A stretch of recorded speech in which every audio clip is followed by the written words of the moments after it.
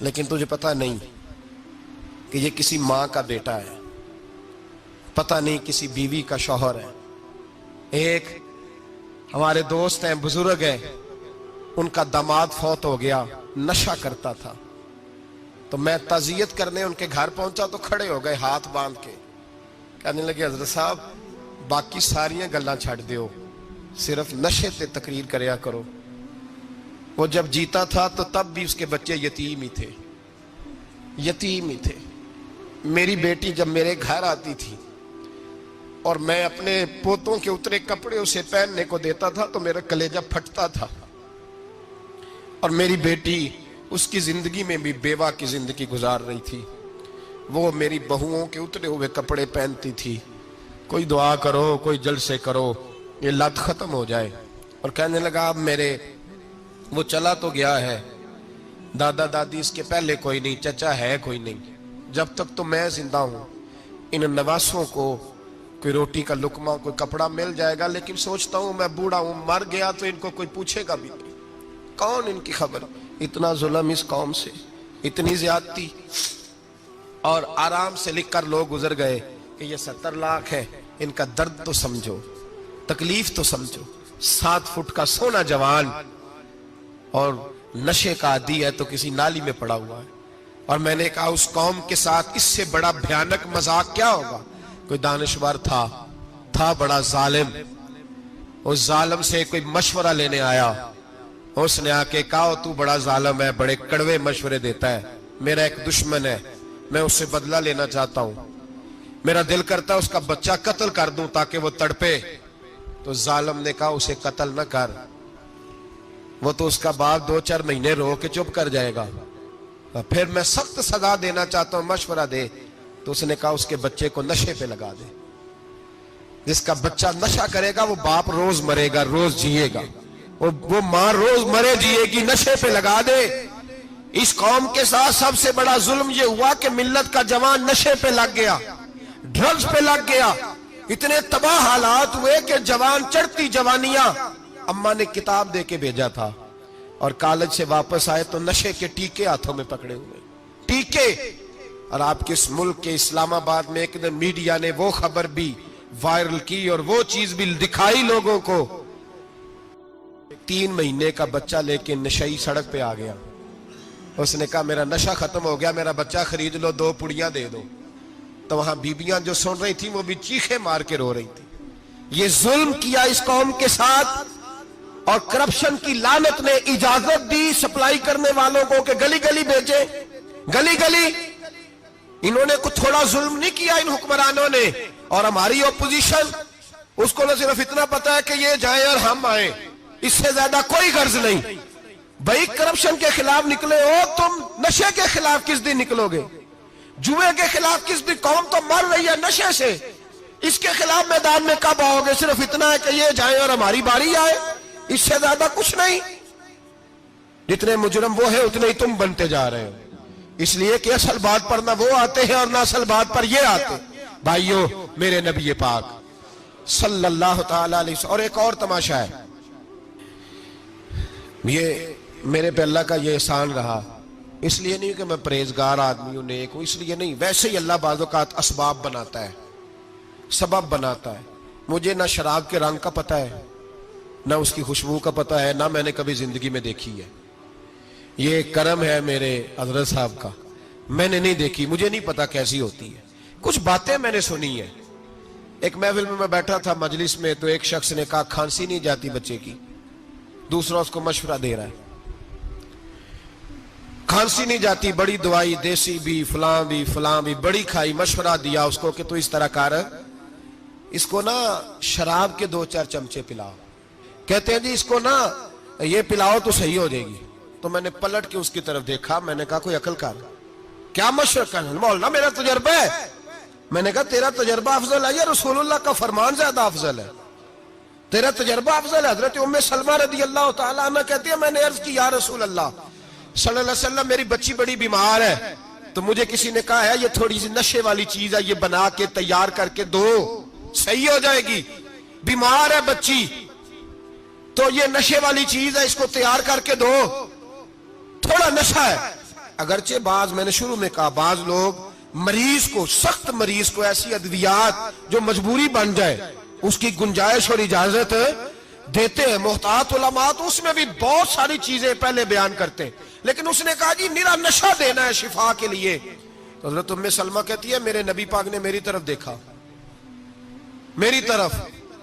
تو میں نے کہا یا رسول اللہ آپ کیا فرمانا چاہ رہے ہیں؟ تو نبی پاک نے فرمایا ام سلمہ کبھی ناپاک چیز میں بھی شفا ہوئی ہے، کبھی ناپاک چیز میں بھی، کبھی شراب اور خمر میں بھی شفا ہو سکتی ہے. شفا رب کریم نے رکھی ہے پر شہد کے اندر رکھی ہوئی ہے، شفا اللہ نے رکھی ہے قرآن مجید میں رکھی ہوئی ہے. تو اس میں بھی کبھی یہ حضور نے بیان کیا ہے کہ اس کے اندر شفا ہو سکتی، تو امت کتنی دلیری کرتی ہے جو یہ مشورے دیتی ہے کہ اس کے اندر نشہ ہے، شراب ہے، تو کھانسی چلی جائے گی تو فلانی بیماری چلی جائے گی. نہ آؤ ان چیزوں پہ، نہ اپنے ایمان کو خرابی دو، اور نہ ایسی باتیں کرو جس سے کہ ڈائریکٹ رسول اللہ صلی اللہ علیہ وسلم کے واضح ارشادات کی مخالفت ہو. میرے نبی پاک صلی اللہ علیہ وسلم نے فرمایا. اور پھر کچھ لوگ کہتے ہیں تھوڑی پی ہے جی. اب تو میں تجزیے میں پڑھ رہا تھا کہ ایسی شراب ایجاد ہو گئی ہے، لوگ شراب پیتے ہیں اور وہ مست بھی رہتے ہیں، کار بھی چلاتے رہتے ہیں، کہتے ہیں جی نہیں ہمارا ذہن معاف نہیں ہوا تو یہ والی صحیح ہے، نشہ نہیں لاتی. میرے نبی پاک صلی اللہ علیہ وسلم نے فرمایا جس چیز کی تھوڑی مقدار، زیادہ مقدار حرام ہے اس چیز کی تھوڑی مقدار بھی حرام ہے. جس کی زیادہ مقدار حرام ہے اس کی تھوڑی بھی. تو خمر اور شراب اگر فل پینا جائز نہیں تو تھوڑی پینا بھی جائز، یہ حرام ہے اور حرام تھی اور قیامت تک حرام ہی رہے گی. میرے نبی پاک صلی اللہ علیہ وسلم نے منع کیا اور حضور نے اظہار ناپسندیدگی فرمایا. فرمایا 40 دن تو عبادت ہی قبول نہیں ہوتی شراب پینے والے جب تک سچی توبہ نہ کرے. ایک دن صحابہ بیٹھے تھے سارے، حضرت ابو بکر صدیق بھی تھے، فاروق اعظم بھی تھے، عثمان غنی بھی تھے، ڈھیر ساری تعداد تھی صحابہ کی، سارے تشریف فرما تھے. حضرت عبداللہ ابن عمر رضی اللہ تعالیٰ عنہ حدیث کے راوی ہیں اور مستدرک للحاکم کے اندر، ابن حبان کے اندر یہ روایت موجود ہے. فرماتے ہیں صحابہ نہ بات کر رہے تھے اور بات یہ کر رہے تھے کہ یار لوگوں کو گناہوں سے کیسے روکا جائے،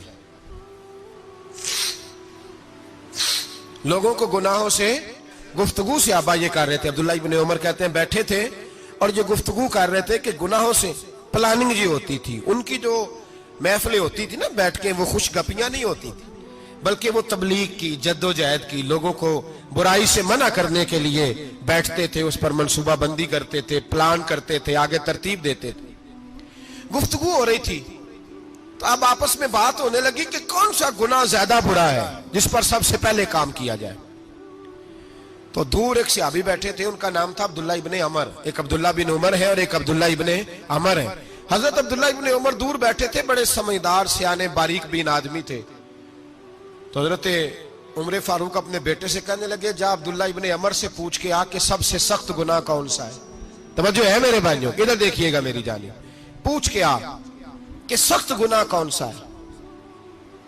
عبداللہ بن عمر رضی اللہ تعالیٰ عنہ کی خدمت میں جب عبداللہ ابن عمر گئے تو جا کے کہنے لگے کہ صحابہ پوچھتے ہیں کہ آپ نے زیادہ وقت گزارا ہے نبی رحمت صلی اللہ علیہ وسلم کے پاس، تو بتلائیے برا گناہ کون سا ہے، سب سے سخت گناہ، تاکہ سب سے پہلے اس پر پابندی لگائی جائے، اس پر محنت کی جائے.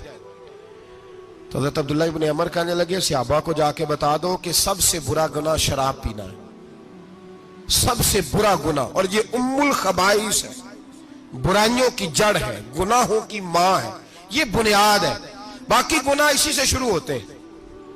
کہتے ہیں میں نے آ کے بتایا تو حضرت ابو بکر صدیق رضی اللہ تعالیٰ عنہ سیدنا فاروق اعظم کہنے لگے خود جاتے ہیں، ان کے پاس خود جاتے ہیں، چونکہ ہم نے بات سننی ہے ہم خود جاتے ہیں اور ان سے جا کر کے سوال کرتے ہیں کہ اگر آپ کو اس تفصیل کا پتہ ہے نا تو اس کے پیچھے بھی کوئی تفصیل ہوگی جو میرے نبی پاک نے بیان کی ہوگی صلی اللہ تعالی علیہ وسلم. اس تفصیل کا بھی آپ کو پتہ ہوگا جو نبی پاک نے بیان کی ہوگی، اس بات کے پیچھے جو بیک گراؤنڈ ہے، جو پس منظر ہے.